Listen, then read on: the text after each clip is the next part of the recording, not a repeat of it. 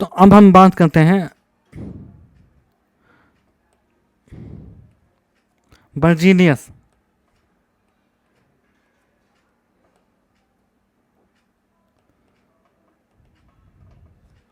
Hypothesis and Avogadro's hypothesis. Berzelius का hypothesis या फिर और एवोगाद्रो का हाइपोथेसिस। तो हम बात करते हैं बर्जीलियस का क्या हाइपोथेसिस था। बर्जीलियस ने क्या बोला था कि लॉ ऑफ केमिकल कॉम्बिनेशन के बारे में। तो बर्जीलियस ने कहा था equal volume of all gases under similar conditions of temperature and pressure contains equal number of atom। Equal number of atom contain करते हैं। Equal volume of all gas under similar condition of temperature and pressure contains equal number of atom. B की बात करें हम, एवोगाद्रोस hypothesis. Avogadro hypothesis क्या कहता है। अब क्या है, बर्जीलियस का सेंटेंस राइट था, ये रॉन्ग था। द अबव स्टेटमेंट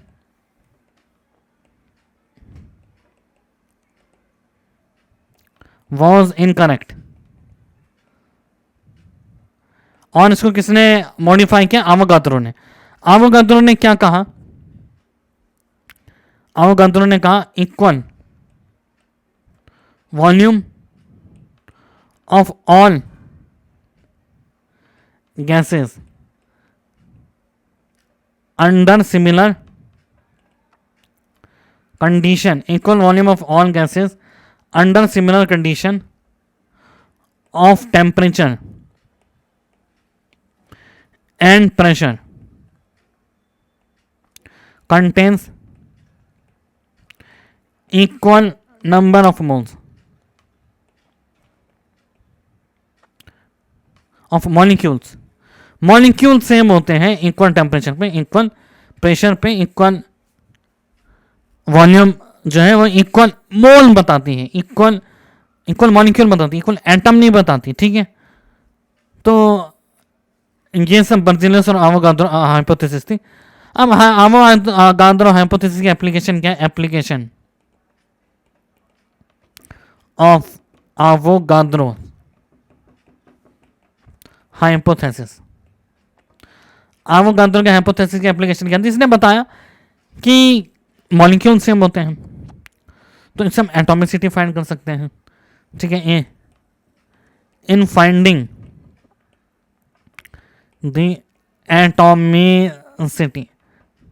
कैसे एटॉमिसिटी फाइंड कर सकते हैं, अगर दो गैस के, अगर हमें पता है उसका मॉलिक्यूलर वेट क्या है उसमें, ठीक है, और उसमें कौन कौन से कंपोनेंट हैं, ठीक है, तो उससे अगर उतना ही अमाउंट दूसरे गैस का हो, उतना ही अमाउंट हमारे पास दूसरे गैस का हो, तो मॉलिक्यूल पता कर लेंगे, दोनों के मॉलिक्यूल सेम होंगे, इक्वल प्रेशर एंड टेम्परेचर पे, अमाउंट वॉल्यूम सेम होगा तो मॉलिक्यूल सेम होंगे, मॉलिक्यूल सेम होंगे तो हम इजीली मॉलिक्यूलरिटी बता सकते हैं, उसकी एटॉमिसिटी बता सकते हैं, इसमें इतने एटम होंगे और इसमें इतने एटम होंगे, बस ये इसकी एप्लीकेशन है।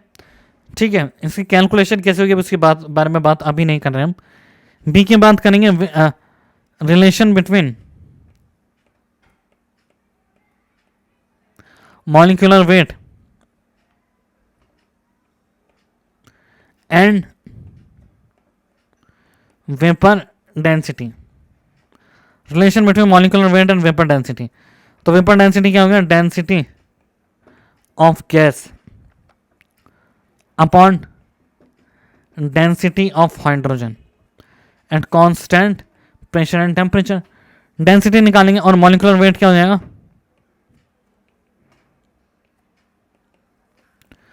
2 इंटू वेपर डेंसिटी। ठीक है, 2 इंटू वेपर डेंसिटी हो जाएगा, और हमारे को मॉलिक्यूलर वेट पता है, उससे वेपर डेंसिटी आ जाएगी।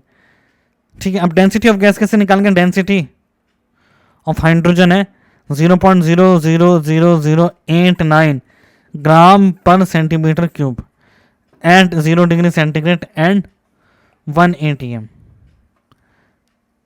ठीक है, इससे हम मॉलिक्यूलर फॉर्मूला भी निकाल सकते हैं। Finding molecular formula. और इससे एक और चीज पता कर सकते हैं कि मॉलिक्यूलर वेट 22.4 लीटर वॉल्यूम पे 0 डिग्री सेंटीग्रेड और 1 atm के बराबर होगा। तो 1 मॉलिक्यूलर वेट या फिर weight of 1 gram mole of gas equals to weight of 1 gram mole of gas weight of 22.4 litre at 0 degree centigrade and 1 atm। तो इससे ग्राम मॉलिक्यूलर वॉल्यूम कितनी हो जाएंगे? 22.4 लीटर। तो इसकी कुछ एप्लीकेशन थी जिससे हम ये सब फाइंड कर सकते थे। इसकी एप्लीकेशन है कि अगर किसी का 1 ग्राम मोल मतलब 1 मोल की बात करें तो उसका वेट कितना होगा? 22.4 लीटर के कंटेनर 0 डिग्री सेंटीग्रेड 1 atm, 1 बार की बात नहीं कर रहे हम, 1 atm की बात करें तो ये थी हमारे आवागाद्रो की हाइपोथेसिस। इससे हम ये इसकी 4 एप्लीकेशन है।